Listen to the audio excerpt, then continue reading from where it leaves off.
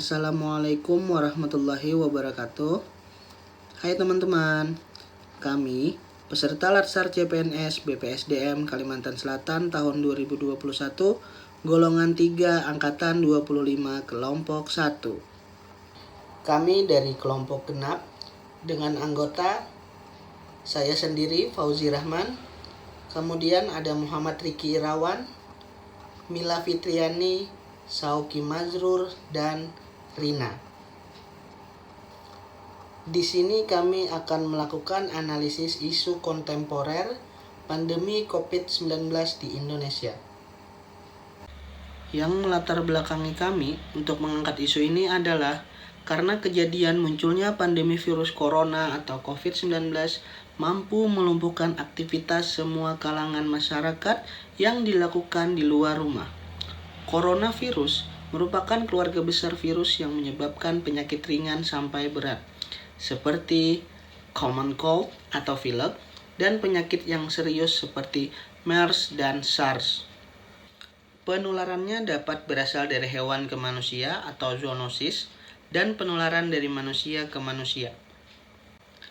Masa pandemi COVID-19 tidak bisa dikendalikan secara cepat, sehingga membutuhkan penata laksanaan yang begitu tepat, baik dari pemerintah maupun masyarakat.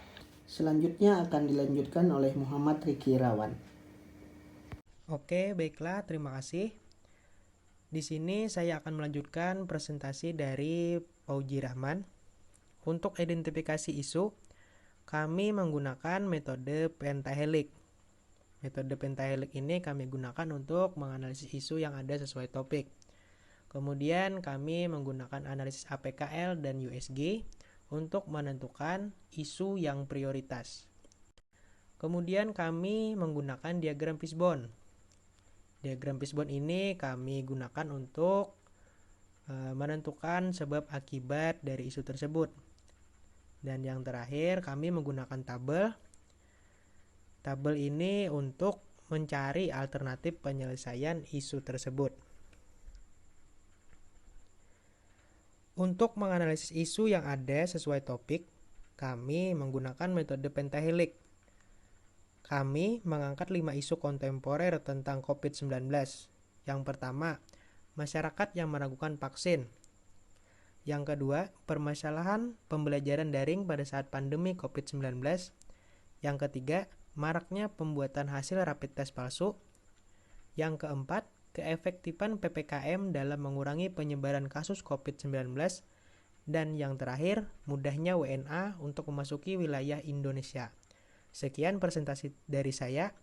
Selanjutnya akan dilanjutkan oleh Saudari Mila Fitriani.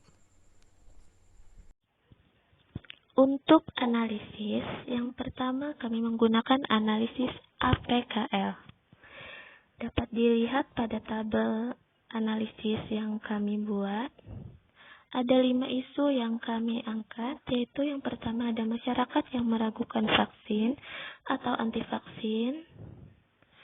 Yang kedua ada permasalahan pembelajaran daring pada saat pandemi COVID-19. Yang ketiga, keefektifan PPKM dalam mengurangi penyebaran kasus COVID-19.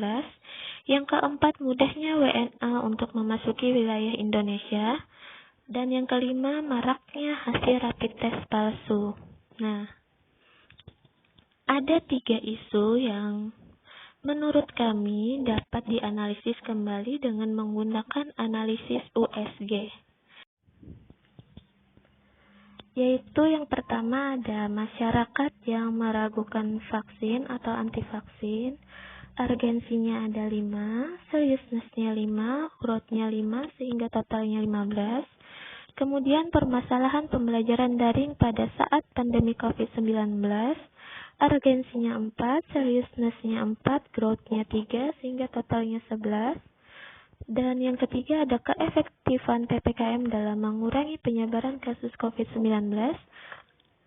Urgensinya 3, seriousness-nya 3, growth-nya 3, sehingga totalnya 8. Nah, dari ketiga isu tersebut, yang menjadi isu yang paling penting untuk mendapatkan solusi atau alternatif pemecahan masalahnya adalah masyarakat yang meragukan vaksin atau anti vaksin. Di sini saya akan melanjutkan presentasi dari Mila Fitriani. Diagram fishbone. Tingginya angka masyarakat anti vaksin disebabkan yang pertama meliputi pemahaman masyarakat tentang vaksin masih minim.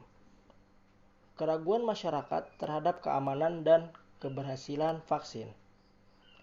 Masyarakat beranggapan dirinya kebal dari COVID. Yang kedua ada minimnya fasilitas pendukung vaksin. Yang ketiga ada method, meliputi minimnya sosialisasi dari pemerintah, keterjangkauan pelayanan vaksin belum merata. Yang keempat, environment, meliputi keraguan masyarakat terhadap adanya virus COVID-19. Maraknya teori konspirasi yang beredar di media sosial. Yang terakhir ada material, meliputi ketersediaan vaksin yang terbatas. Vaksin yang tersedia hanya melalui tahap uji klinis yang singkat. Produsen vaksin merupakan negara virus COVID berasal.